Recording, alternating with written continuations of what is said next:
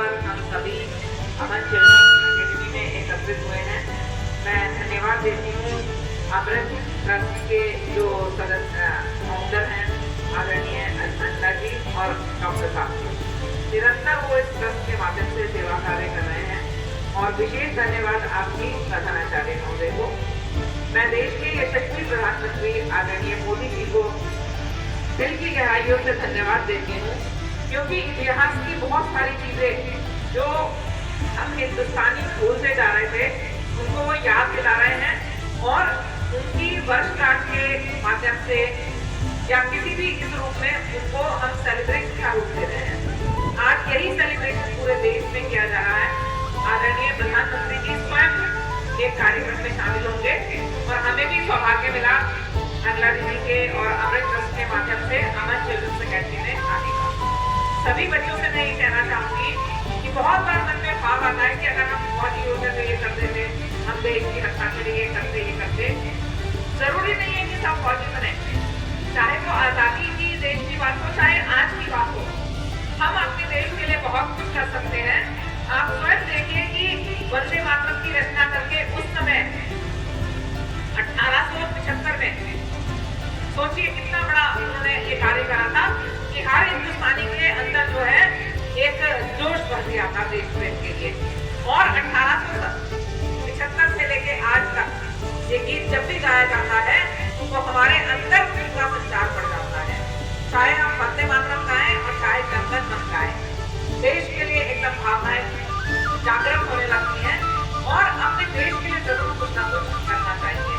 हम जितने लोग मंच पे बैठे हैं, हम सभी बच्चों आपके अच्छे भविष्य के लिए काम कर रहे हैं कि हम 2047 में जब भारत की आजादी को 100 साल होंगे तो आप गर्व से कह सकें कि हमारा देश किसी देश से पीछे नहीं है। हालांकि मोदी जी ने हमारे देश को बहुत चीजों में आगे कर दिया है। आज चीन जैसे देश, यूरोपियन कंट्रीज जो अंग्रेज हमारे ऊपर राज करते गए थे और अमेरिका जैसा देश भी आज भारत के आगे नतमस्तक है। तो भारत की बहुत सारी बातें उनको माननी पड़ती है और वो दिन दूर नहीं कि जब 2047 तक पुनः हम विश्व गुरु बनेंगे और पूरी दुनिया जो है भारत का लोहा मानेगी। तब आप हमारे जैसे होंगे, तब आपका समय होगा।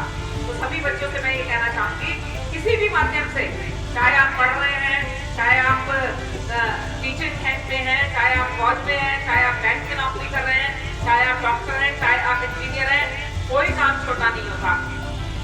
हमारे शहर के चेयरमैन बैठे हैं, इनके सफाई कर्मी मुझे लगता है कि बहुत बड़े हैं और वो देश के लिए बहुत बड़ा काम कर रहे हैं। और उसके लिए देश माने मोदी नगर। देश के लिए ये नहीं है कि हमें केरल में जाके काम करना है, कन्याकुमारी में काम करना है। हमारा देश माने हम जहाँ रह रहे हैं, हम मोदी नगर में रह रहे हैं तो मोदी नगर हमारा देश है। मोदी नगर के लिए हमें करना है। अपना स्वभाव, अपना इंटरेस्ट अलग हो सकता है, जैसे कि अनिता दीदी शिक्षा, स्कूल, लड़कियों के सशक्तिकरण के लिए काम करती हैं। बहुत सारे लोग पौधों को उगाते हैं, वृक्षारोपण करके उसके लिए काम करते हैं।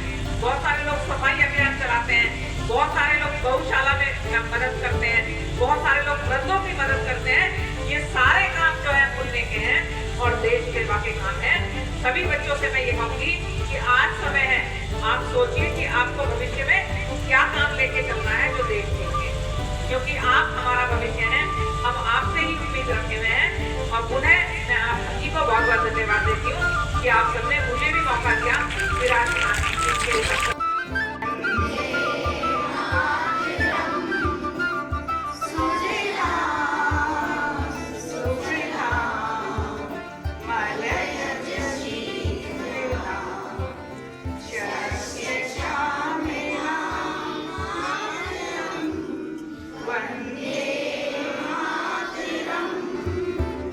Sure.